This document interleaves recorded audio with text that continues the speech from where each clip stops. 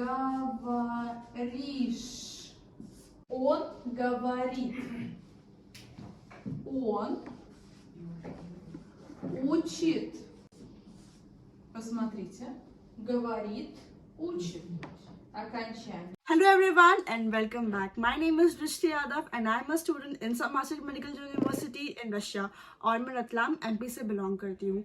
So मेरा जो आज का टॉपिक है, मुझे बहुत बार बच्चे मैसेज करते हैं कि is it important to learn Russian language. का रशियन लैंग्वेज इंपॉर्टेंट होती है, मैंडेटरी होती है रशिया के अंदर. तो पर्सनली पूछूँ तो मेरा जवाब है हाँ, इम्पॉर्टेंट है रशियन लैंग्वेज सीखना. इट इज़ वेरी इंपॉर्टेंट कि आपको रशियन लैंग्वेज आनी चाहिए, पढ़ना आना चाहिए, बोलना आना चाहिए. तो इस वीडियो में मैं आपको यही कुछ रीजंस बताऊंगी कि क्यों रशियन लैंग्वेज इतनी इंपॉर्टेंट होती है. सो स्टार्ट करते हैं.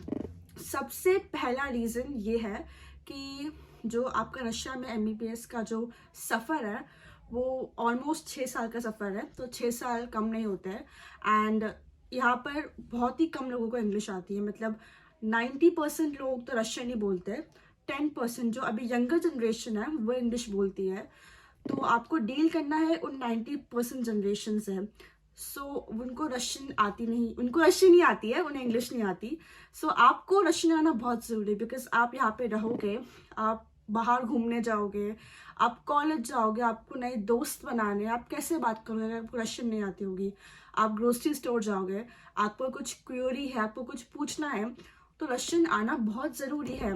और उसके बाद जो सेकंड इम्पॉर्टेंट रीज़न है वो है कि जब आप हायर ईयर्स में आते हो, मतलब 3rd 4th ईयर में, तो आपकी क्लासेस लगती है हॉस्पिटल के अंदर. अब हॉस्पिटल में जो पेशेंट्स रहते हैं उन्हें इंग्लिश नहीं आती है, उन्हें रशियन नहीं आती है. तो आपको रशियन बोलना बहुत ज़रूरी है, आपको रशियन आना भी बहुत ज़रूरी है ताकि आप उनसे बात कर पाओ. अगर आप उनसे बात नहीं कर पाओगे तो आप आपकी रिपोर्ट्स नहीं लिख पाओगे, तो आपके लिए बहुत बड़ा डिसएडवांटेज हो जाएगा.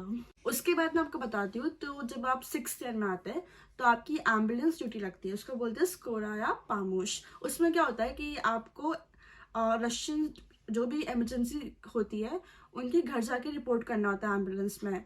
तो अब वो तो ऑलरेडी इंजर्ड है, अब आप उसको ट्रांसलेट करके तो पूछोगे नहीं आपको हुआ क्या है, क्या करना है आपका.